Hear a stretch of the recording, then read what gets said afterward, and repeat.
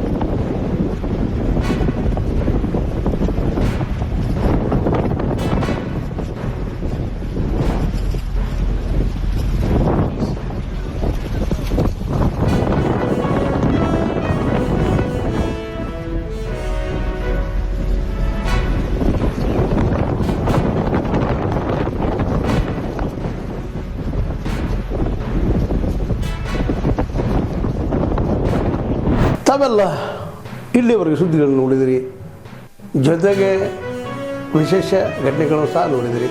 ಅದು ನಿಮ್ಗೇನು ಅನ್ನಿಸ್ತು? ನಿಮಗೆ ಲೈಕ್ ಮಾಡಿರಿ, ಶೇರ್ ಮಾಡಿರಿ, ಕಾಮೆಂಟ್ ಮಾಡಿರಿ, ಜೊತೆಗೆ ಸಬ್ಸ್ಕ್ರೈಬ್ ನಿಲ್ಲಿಸ್ಬೇಡ್ರಿ. H16 ನ್ಯೂಸ್ ಅರ್ಥಾತ್ ಈ ಸಿತಾರಾಮ್ ನ್ಯೂಸ್ ಸತ್ಯದ ಕೈಗನ್ನಡಿ ವಂದನೆಗಳು.